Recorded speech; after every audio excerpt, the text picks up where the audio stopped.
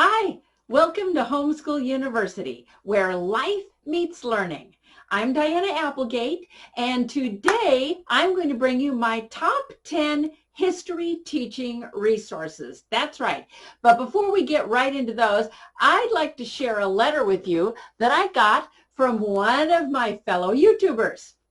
Dear Diana, I appreciate all the history teaching tips you gave in your last video, but now I have more questions than answers. How do I teach all the parts of history that I don't know? Don't I need a textbook to keep straight who did what and when? Where do I find all those living history books? I can't exactly search for books if I don't know what titles I'm looking for. What about that? And what if my kids don't really like reading? I love the idea of bringing history to life for my kids, but I am lost here. I've stuck with history textbooks because they're easy. Our homeschool day is pretty full already, and I don't have a lot of planning time. Sincerely, just another crazy busy homeschool mom. Hello, isn't every homeschool mom a crazy busy homeschool mom? So that's why today I'm going to bring you resources. This is going to line up for you where you find everything from living books to maps and everything in between. It's all going to be there. By the way, just a reminder that this is part 2 of my Making History Real series. Part 1, which was last week, was my top 5 teaching ideas, teaching tips for teaching history and making it come alive. So that's why today we're going on into resources, but be sure that you watch part 1, because if you join part 1 and part 2 together, you're going to have a complete history teaching plan. So let's dive in to my top 10 history resources. We're going to have links below for everything, right? I'm going to link it all so that you don't have to spend any extra time finding things, because this is all about making teaching history easier for you, right? Oh, wait. Before we dive into the resources, though, I don't want to skip over this, the value of reading history aloud. Let's face it, history is all about connecting the dots, right? What went before and caused it, what happened later, what were the consequences. So the best way to handle all of that connecting is to discuss what's going on with your kids. But it's really hard to discuss things if you have each one of your children reading out of a different book. Now when you come together, yes, you may all be in the same time period, but you've all got a different take on things depending on what you're reading. Instead, our family took on the tack of reading every day, 1 hour out loud to each other. In fact, we always took the first hour of the day to do that. We read history out loud, and we read some really great literature out loud. This way, number one, you're sure that your kids are getting resources that are going to really give them the full picture, even if it's a little above their reading level, so you don't have to stick to that. And the other thing is you're all sharing the same resources, so you can all be on the same page when it comes to discussing things. So now, enough of these introductions. Let's dive into those history teaching resources.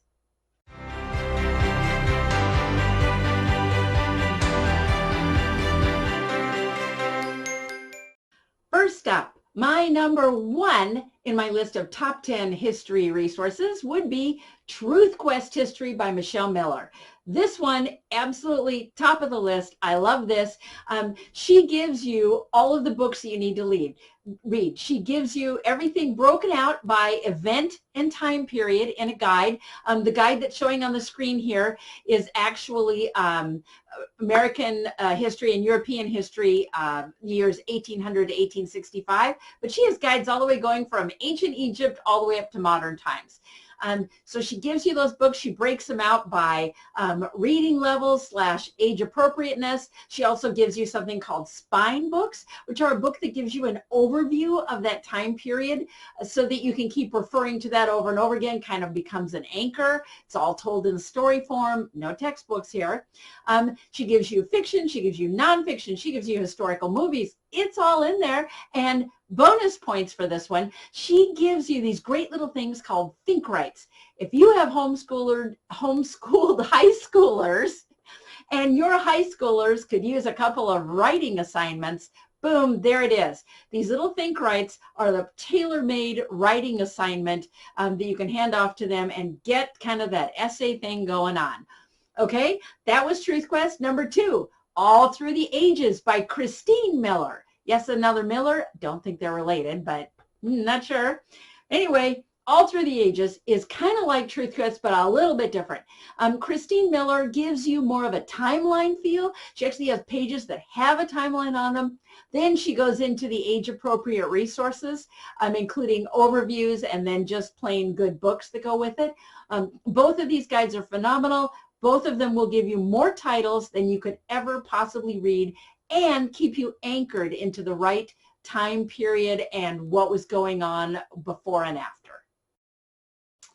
Now we're moving on to primary sources, those things that were written by someone who actually lived in the time period and then experienced those events that you're reading about so that you can really get a feel for what was going on. Best place to get primary sources, this would be my number 3, I'm going to combine them in one bullet point here, would both be by a company called Knotgrass History. I've actually met Ray Knotgrass, the writer of this, and he is as big a history geek as I am. So I am very excited to recommend his products. The first one is American Voices. That would be a collection of essays, poems, speeches, the whole bit, all from the American experience, okay? The other one is In Their Words. This one, same kind of deal, but this one is actually covering world history. You have some American stuff in there, but it's covering everything from 1750 BC all the way up to 1987. So you've got a whole span there. Between these two books, you have got so much primary source material that you will keep busy with this for a long time. There are some other great guides out there. If somebody's really interested in that, please be sure to give me a comment or email me because I'd love to share that. But time is time, and I am trying to keep you crazy busy homeschool moms right on task. This brings us to timeline aids. Yes, timelines, one of my favorites. This comes in at number 4 on my top 10 list. History Portfolio and Timeline by Barbara Shukin. This thing is great if you have kids that are really into the journaling thing. I'm going to say, don't count me as sexist here, but girls. Girls tend to be into this more than boys. If you have very young children, this can also be a great way to bring history alive and get them involved. I will say that the book that you're looking at here, I made with my kids when they were in that very young category. So mom did all the writing and all the pasting, but they came up with the images and what they wanted to say. It was a lot of fun. It's a great keepsake. Okay, if you're not into all that journaling stuff, let's go to Wonders of Old, a blank timeline book. This is by Knowledge Quest. This thing's great. I know it's hardback, and you look at that and you say, oh, that's going to be hard to use. Oh, no, because she gives you a bonus with this. She gives you this great CD-ROM that comes with it that has all the pages in the book right there for you to print, and she gives you permission to print it for each of your kids. So if you have 5 kids, you can have a timeline book for each child with only one purchase. By the way, I just want to put a shout out to Knowledge Quest. All things timeliney and mappy, they have got you covered. It's all there. So Wonders of Old blank timeline book, number 5. Number 6 brings us to what's going to go with those timeline books. That would be History Through the Ages Timeline Figures by Homeschool in the Woods. Oh my gosh. I love these things. These are great. Instead of having to write in what each thing is, heck with that. Your kids can take this great little picture and put it right into the page they're dealing with. By the way, you can buy these also on CD-ROM, which means that you can resize them however big you want them. You can make them big, you can make them littler. I always used them just as they came in the packaging. They come for different time periods. I found that plenty useful. You can photocopy, so you can have copies for multiple kids. But to combine with that, and sorry, I got to reach for this here. I forgot to grab it. These little babies are great. These happen to be mounting squares, but you can also do, they make them as dots. They are repositional little adhesive devices. Scrapbookers use these. This is where I found these actually in the scrapbooking section of, I think, my local Walmart. But these things are awesome because now You can put the timeline figure on the timeline, and then if you decide you want to move it to make some room for something, you just pick it up and move it and stick it in again. They're great. They work really well. You're not going to have timeline figures falling out, but at the same time, you have flexibility. Means your kids can move back and forth on that timeline however they need to. Now we're into historical maps. Yes, historical maps are something that you really need. Any history study is actually just lost without historical maps because you can't really visualize what's going on when someone's saying, well, it happened in this city and then it happened in this city. Meanwhile, you've never lived in that country, so you have no idea where those are. Think of your kids' minds just sort of glazing over at that moment if you don't have a map in front of them.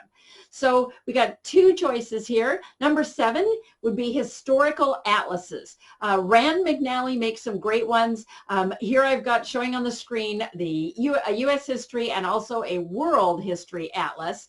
The Rand McNally makes both U.S. and world. It just so happens that I think it's maps.com that my U.S. history one is from.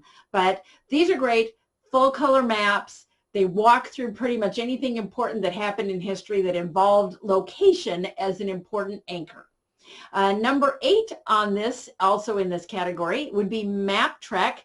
Going back to those fabulous Knowledge Quest people again, MapTrek is very, very similar to your basic historical atlas, but it's a little better because, again, she throws in the CD-ROM. So now you can print things off and have your kids make notes on them or whatever they need to do. These are very thorough maps. Knowledge Quest gives you that little, again, another added bonus, another layer that personally I didn't use, but you certainly may find a good use for it. She gives you some map activities to go with each map, things you could ask your kids to do with the maps. We mostly use the maps for discussion points, but certainly if you want to assign out some map work, great way to do it right there in the atlas. This brings me to my last category, historical film guides. Where are you going to find those films? Number 9 would be actually an online resource that I'm showing you on the screen here. It's historyonfilm.com. Gives you some very clear descriptions of what's in the film and what to expect. A lot of older film titles in there, which is why I like this website. The other guide, I actually can't give you a good walking through with it because I don't have it. I have it loaned out, which happens to my resources a lot, but it's called History Goes to the Movies. It's by Joseph Roquemore. This guide is exceptional for one specific reason. He gives you assessments of historical accuracy for each film. Yes, talk about making your life easy, crazy busy mom. There you go. Okay, I know I promised you top 10 resources, and if you've been keeping count, we have done all 10, but I want to throw in just a couple of little teeny bonuses. When you have those book guides in front of you, where do you find all those books? Your local library may not have what you're looking for because, frankly, libraries today have purged a lot of the older, really good books because kids don't know about them and they don't check them out because they don't have the full color, shiny covers necessarily. So where are you going to find those books? I have 2 used booksellers to recommend to you. Alibris.com and also abebooks.com. They are linked below along with all the other resources. Really important to have used booksellers at your disposal because a fair number of the really good books are now sadly out of print, which means you're not going to find them on the shelves at Barnes & Noble or even at necessarily Amazon, but you will find them at used book dealers, and bonus points, they will be cheap. I'm telling you, great resource. For those historical movies, resource here, bonus, Netflix.com. Who knew they have a DVD-only membership for $7.99 a month? They have a lot of historical titles, older things, and they will mail it out to you. If you've never used DVDs from Netflix, I have for years. I love them, but They will mail it out to you in a little packet that you can then, envelope you can use to send it back to them. They send you one at a time. If you time this out right, you will always have the movie that you need at the time that you need it. And they don't have a deadline on when you have to return it. So, hey, you get delayed for a couple of weeks, it's just not a problem. For all of you that do not have a good local video store, and goodness knows I don't, this is your answer on those historical films. And that's it for today. Hey, don't forget to watch part 1 of this series, Making History Real, for my top 5 teaching tips. If you combine those seriously tried and true tips with the resources that I've given you today, I promise you will bring history to life for your kids, and you will do it without making yourself or your schedule crazy. So be sure to join me here again next Wednesday when Homeschool University will bring you more practical tips, purposeful advice, and positive encouragement.